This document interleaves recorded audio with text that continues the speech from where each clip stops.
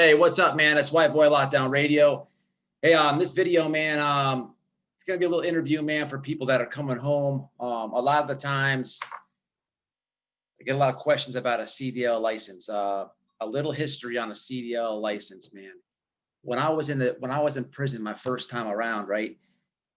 I was trying to figure out what I wanted to do when I came home, and I was talking to this dude, and he was telling me to get a CDL, and I was like, why would I spend the money and get a CDL license when I would have to deal with the struggles of the job interview, you got felonies and this and that. I'm like, that's kind of like contradicts itself, right?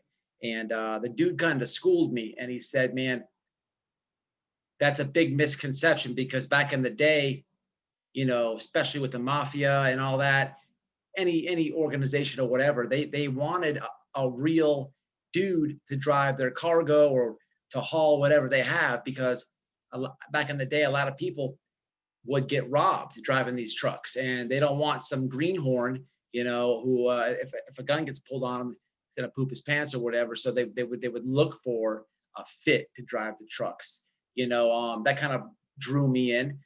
So of course, it's 2021, and we're not talking about the mafia or whatever, but at the same time, it is a profession, a career, that you don't have to worry if you have blemishes on your record. And I mean that on any aspect, any company. And if you put in enough work in a company, you can be your own boss. So on this interview, man, I'm here with Fitzgerald, man. We met through the official Charleston White. He's been around the block. He's done some time, man. Real recognizes real. And everyone asks me about CDL stuff a lot of the times, and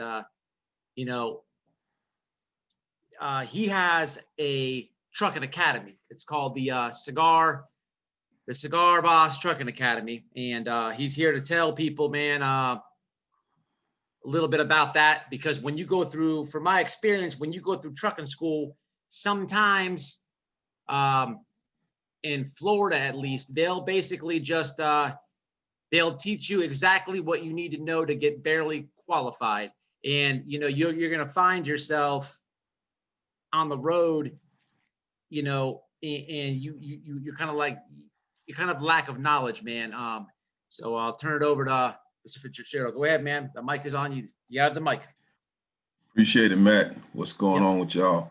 Yeah, just a little bit of backstory on me. So I got my CDL about 33 years ago. 6 months out of college, I realized that the corporate life wasn't for me. Started driving in '87. Went to a trucking school up in North Carolina called Blanche Junior College. I'm what you call a hill country driver, because back then you had two types of drivers. You had mountain drivers, and you had guys that come out of Florida trucking school. We call those flat country drivers. So right. I did that for a couple of years, and understood. I had a new wife, understood that, back then it wasn't like 2 weeks out was considered pussy time. We gone 3 weeks, sometime a month. That's not good for a new marriage. So I got off the road, got into the car business in '89, started the car business from '89, and then everything else was a development of understanding how to deal with people. Because when you're selling stuff, you basically understand what I call human psychology on steroids. You have about a 45-second conversation. Hello, my name is Fitzgerald Gasson. Welcome to XYD Toyota dealership. I see that you're driving a four-wheel drive. That's something you'd like to stay with. You're the family. So you learn to pre-qualify based on observation, and sit back and learn whether the man or woman's married, single, whatever, divorced, whatever.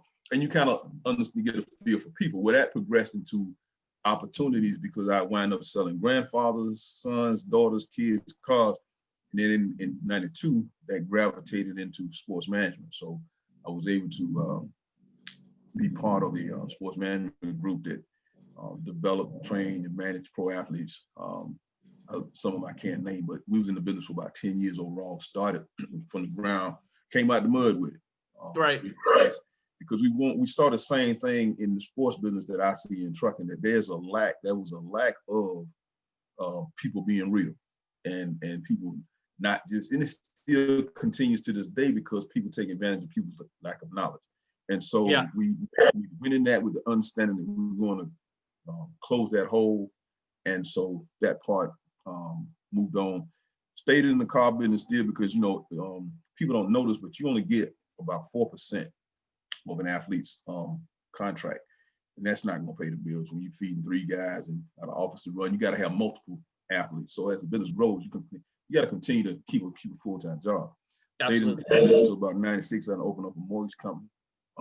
If you back in the mid 90s and early in 2000, refis and first purchase mortgage, you damn near could be breathing with a check stub and qualify. I mean, y'all had a hell of a situation down there in Florida.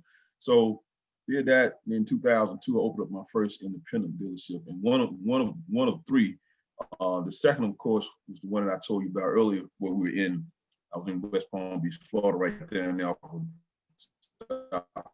highway across from Al Bremen. And so all of that culminated into a lot of exposure, a lot of experience, a lot of opportunities. And when you're making money and you're in a lifestyle that allows you to be seen, sometimes shit happens. Yeah. Absolutely. The alphabet boys come through, and then they make you, they have a conversation with you. They got a 97% conviction rate. So I had to go sit down for a few years. And when I got back in, boys, I'm familiar with Coleman. Started at Edgefield, went through USP Atlanta, familiar with Coleman High, Coleman Medium, and finalized at Oakdale. And then when I got back, because my home residence was in Charlotte at this time. So when I got back in 2009, as you know, once you done made money and you done been out there, there's an ego thing that you got to check at the door, because you look around in the day room, you're going, this is some bullshit. They want you to go find a job and then pay 25% to stay somewhere where the government already subsidized, and you looking at, you see the game before you even hit the door. So what do they? So well, real quick, what do they do there? How much money do they take from you? If you're at the federal halfway house, the cost for your bed is 25% of your gross, not net, 25% of your gross income. Then everything else you pay out of your net after that. Right. So Okay. it starts there. And you have a certain mandate, you have a certain timeline that you have to get a job. So you have to have some contacts. So it's almost like a self-defeating prophecy. Like, you don't know anybody, or you fucked up and been gone for a minute, or you don't have any family ties, then you got about a 6-week timeline, because you're gonna be there 6 months, but you really got about a 6-week timeline to get your shit in order and to figure it out, what's happening. And for a lot of guys, especially guys who have a background where they flip grams into kilos, they don't have a work history. And it's true. Not only that, they ain't finna allow them to go from counting 100,000 stacks with a money counter to working for $8 an hour. I'm sorry, it just does not happen, which in essence creates a vacuum. The feds know that they have a high recidivism rate, which when I was there in 2009, the recidivism rate was 70% within 62 days. Wow. So you touch down, when you hit your bed, okay, Matt? So that meant when you hit your bed, like I touched down May 10th, 2009.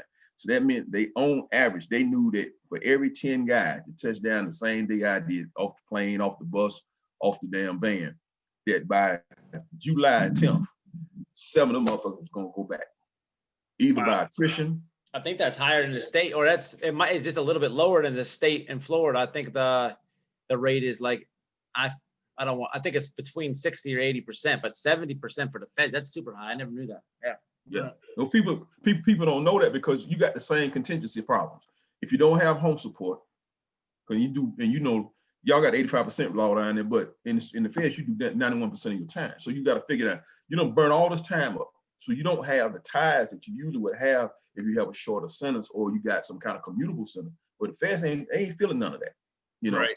they come a lot of times. This is the thing about what a lot of guys don't understand. When the feds come to you the first time, that is your best offer. Period. Because they got all the evidence. Right. So when they sit out, but see, you so arrogant, because think about the guys who go to the federal system. Most of them make money. But no matter how it is, there's money involved. So they ain't listening to shit. They used to being a boss. So you got that whole ego, and they know that they capitalize on it. I had a prosecutor, U.S. attorney. She was so cold with her game. She sat in front of a defendant, right, with no drawers on, gapped her legs wide open, and said, "This is the last pussy you're gonna see for about 10 years." I believe it. Hey, when in the feds, like in state time here in Florida, you know, if they come at you with the first deal, a lot of dudes don't take it, and you can bargain with it, man. Try to get the state to come down. But in the federal system, because of the conviction rate so high, that's the best. That's the best that usually, the best advice is to take that first, to jump on that. I never been to the feds. But yeah. Usually they come at you with their best offer first, but most guys not knowing that, guess what they say? Turn it down. Yeah. I'm gonna fight it. But this is the thing though. This is what they don't understand, dog. When that indictment comes down, it doesn't say the state of Florida versus Matthew, so and so. It says the United States of America against your ass, the most powerful nation in the world. See, it takes a minute for a person to let that really sink in. No, that's the truth. These motherfuckers will spend $2 million to make a point. No, absolutely. So, and they have a 97% conviction rate for a reason. It ain't about a bunch of snitching. They earned it. Listen, when they come to you, dog, let me tell you how cold they are. Take my glasses off. Right now, there's about 230,000. Let's say count clear today. Matter of fact, you can go to BOP.gov and pull up the actual count that was put in at 1600, because you have a 10 o'clock and a 4 o'clock count on Saturday. The 4 o'clock count is a national count. 10 o'clock count is a national count. So if you want to know how many people locked up in the federal system, all you got to do is go to the 10 o'clock and the 4 o'clock count on Saturday. That's going to give you the up-to-date count. It's 230-something thousand people in the federal system across the country right now. This is how cold they are. They have enough people under indictment. They could open the goddamn prison, send everybody home today, and Monday morning, lock all the motherfuckers back up before the damn inauguration. Bam. Brand new. That's how many people walking around here with charges that they don't know they got. Oh yeah.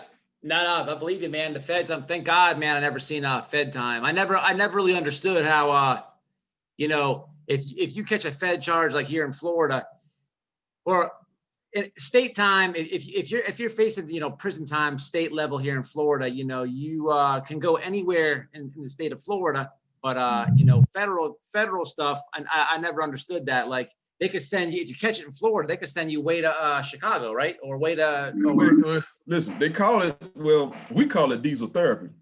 So let's say you thinking you're going down to Mariana or USP Coleman, which is down in not too far from you, but they send your ass, because you a Florida boy, they send y'all like them sending them New York motherfuckers.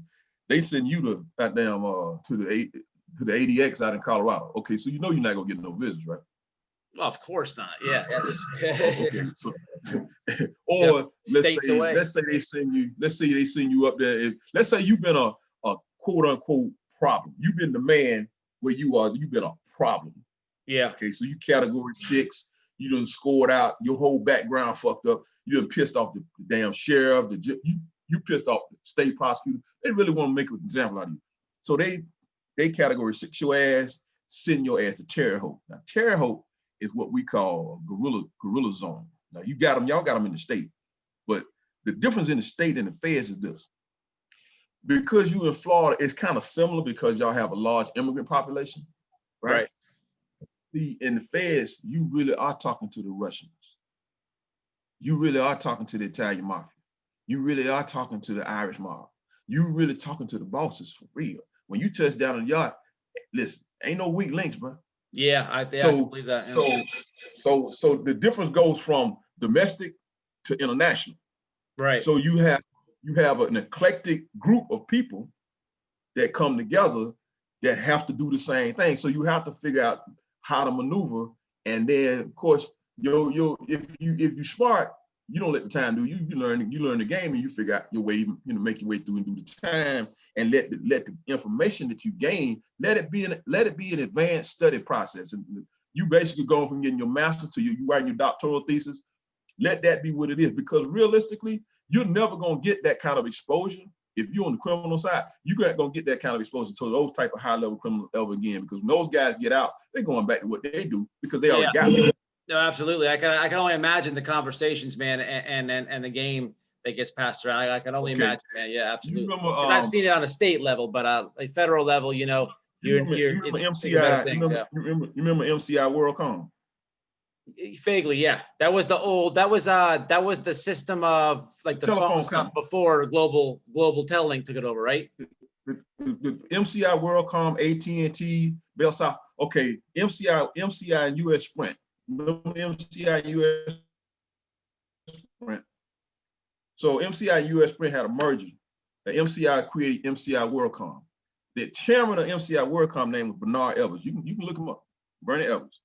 Bernie put a deal together, about a $30 billion deal, and it was a little backside change. It was a little backside change going on, and they couldn't find about 600 million. Well, Bernie was about 6'4", 6'5". Bernie stayed across the hall from me when I was at Oakdale, right? So now imagine this right here. You're a black kid from South Carolina, you doing your thing at your level of entrepreneurship. The guy that stays across from you is the former chairman of MCI WorldCom, and he put together a $30+ billion deal. You don't think you're gonna walk the track with this dude and learn some stuff? Oh, of course, man, absolutely. Yeah, of course. This guy here. Now the game is meant to be sold, not told. See, people don't understand. When you're a man like that, there are certain proclivities that you get. Like he got to drive his roles to the prison. I mean, he still had to go do his time, but he didn't come in on the bus and he didn't come in on the van. He drove his roles to the prison, and you know, shit. Yeah, so then of course you had the typical group of Wall Street guys who come in, and you know, everybody wants to be stock investor and portfolio manager and woo-woo, but these are the guys who really do it. They are very reserved, and the difference between federal and state, at least with my experience, is that guys in the feds who really are game changers, they watch to see how you move, and to see not just from an adaptation standpoint, but they're looking for character flaws to see. Right. I mean, you know, we all better snakes. We all, right, but there is honor amongst. There's levels to that. People don't know that shit. There's levels to the shit in prison. There's levels to criminality. There's levels to acceptability. People want to know that if you come from making money, there's certain ways that you move. You know, we all have in the Fed, we all have a 290 spending limit, 300 minutes on the phone. The guys who traded stocks on Wall Street would get on the phone when the market opened at 9 and put in the initial trade. They would swing, and then they get back on the phone at 3:30 before the 4 o'clock count and make the following trades. So still moving on the inside. Yeah, absolutely. They're moving, right? Yeah. And so only thing they doing is telling their people, hey, look, this is what I want. Woo, send X to who and whatever the Y, and then when they get out, they still moving. Well, if you got access to that, and let's say like in my case, I lost 110 pounds. So people who looked at me in the beginning, they literally, I was like you, they made me retake my damn ID. I lost so much weight, rechanged my body, went from, I don't know, I just give you a number, like 28% body fat to 6% body fat, literally. And so much so that they made me retake my ID. And then I was over 40. So you got a guy that's over 40, and I did it naturally, no weights. I wanted to do it I wanted to prove that you could rip and shred using what you have, calisthenics, pull bar, but no weights. And when I did that, it took about 14 months. But here's the caveat. The guys who laughed in the beginning wanted to know what the secret was when once I done. You know how that shit go. Oh, absolutely. But calisthenics is where it's at, man. Exactly, it is, and it keeps the pressure off the limbs. And so I started doing yoga, Namaste yoga, hot yoga. We had a yoga class in one of the buildings. And so what I was getting at is one of the guys who was a bond and commodities trader had some bad knees. Now this goes to bringing value. So he was kind of what you and I would probably call a nervous ninny. You know, didn't fit in well. You know, he had the horn rim glasses, but you guys protected him because he had a little cash. And so he had somebody reach out to me one day and ask me would I work him out. Because he was about 80, I'd say about 80, 85 pounds overweight. He said he wanted to make a change, so he hit the street, boom, to get him CEO ready. So I trained him and helped him lose about 82 pounds, which increases confidence, you know, physicality, the whole nine. It will do a lot. It will do magic to you, man. It will increase your confidence. It'll help you sleep better, man. It'll take anxiety, depression, all that, man. It'll boost your whole character up. But the whole nine. The upside to that relationship was he opened the door on the financial piece. And he literally sat down and took me to class. And I had a notebook. And I literally went to investment school. Like I traded the workout. He taught me investments. So is that what brought you to the trucking aspect? No, I was already in trucking. Remember, I first started trucking in '87. So I never let my CDL go. I always kept it. I just would run some stuff off the books from one of my cousins or friends and stuff like that. I always kept my CDL, never let it go. So fast forward to 2009, I touched down back in Charlotte. I'm at the halfway house. I got $62.39. Now, why is that significant? It's significant because the feds came to me 60 days before my release date, and I had a few coins put up, and they wanted that. That was my re-up money. That was my get back to get on my feet. Somebody got upset, and the little 200 I had set to the side, they wanted a little 200. They not mind you, they done took about 2.3 from me, plus my dealerships, plus my houses, fucked up my reputation, even worse. You know, the whole nine, it's typical shit they do. Lost everything, yeah. They try to grind you all the way out, but they because I was going to get out and do what most people do, get out and get right back in car business, because that's what I understood. You know, I had enough money to leverage it. Plus, you know, if I figured out I leveraged the money that I had, plus my credit, I knew what it took to get started. But once you do something, you understand how to make it work. Well, They shut that down. And the dealer that I was in business with before I left, the deal was I go do the time, I come back and I get a management position for about $300K a year. And then when I went to see him, he had a funny look on his face. I'm like, Jimmy, what's up? Now, mind you, now this dude did 5 years fair time himself. So at this point, he's making about $700, $750 a year, and he understand what I had to do. That's why I went to him before I left. And he was like, yeah, man, man, why are you talking sideways? This ain't you, man. You know, you a straight shooter. Man, them people came to see me and they told me that I can't put you on until after you get out the halfway house. I said, what? The fuck? You think I'm gonna be broke for 6 months? I'm not working no fucking minimum wage job. I'm used to making 6, 7 figures. I'm not doing that. Fast forward this, bro. So in 6 weeks, Matt, I put in 223 applications, went to over 40 interviews to get a job working at 2 places. One was Chipotle as a cook, and the other one was with a landscaping firm that wound up being a friend of my ex-wife. So I cut grass and worked at Chipotle for the first 2 months. In the third month, one of the dealerships let me get back on the floor. That was the first week of August in 2009. So I couldn't even do what I love. You know, it's one thing to do something, but I mean, when I'm out here watching this shit, and then that's when the whole cash for conquers bullshit was going on, because you know the economy was fucked up. So I understood the business, but they wouldn't let me play. So they locked me out. They keep me at that. And that's another thing the guys and girls have to understand. You may have a level of expertise, but the feds may decide that they don't want you to participate in that. So they lock you out of that act. They really take it all from you when you go fed, man. They get it all. Oh yeah, all right, man. My battery on this is going low. We'll probably have you back on for part 2, but for the dudes, for the Trucking Academy, go ahead and give them information on the link. It is the Cigar. What is it? The Cigar Boss Academy. .com? The Cigar Boss Trucking Academy. It's the Cigar Boss Academy. But the primary reason for that is to give guys and women that have challenge histories the information, the knowledge, and the understanding and experience that they need to not only just be FMCSA qualified, which is the Federal Motor Carrier Safety Administration, so it meets that guideline, but to also have so that they can have the real knowledge and experience of what I've learned over these last 8 years of being an owner-operator, trucker, and running the lower 40 and expediter. So since 2012, I've done expediting, I've done owner-op, big van, box truck, cargo van, extended, and tanker, and flatbed and tanker. In terms of, when I say tanker, I've done frac sand.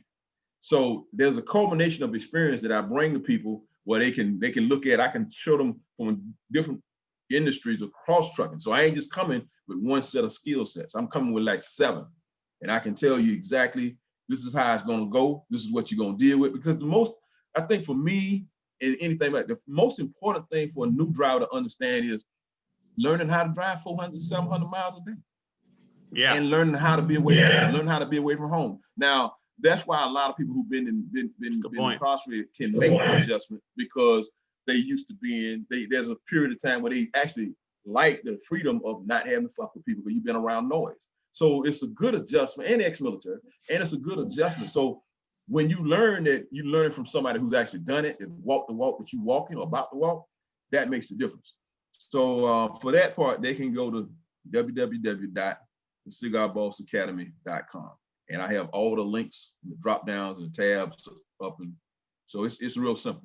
When I upload it, I'll put it in the description. If you want to shout out you want me to put your Instagram in there too?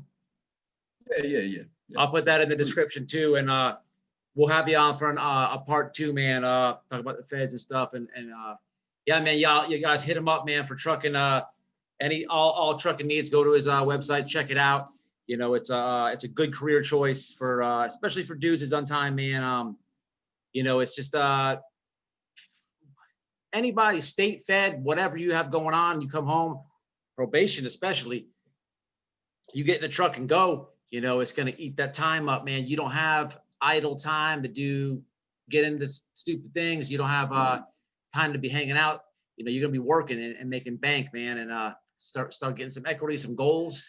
You know what I mean? And that's what it's about. Part two, we're gonna talk about what led me to get to this and all the things that's involved. And then part 2, I'm gonna actually talk to guys and women about how much trucking can transition their lives. So I'm excited. So whenever you're ready, let's get it done. Right on, man. All right, y'all. It's I'm gonna end it, man. Stay out, stay safe, and stay solid. And to the next one.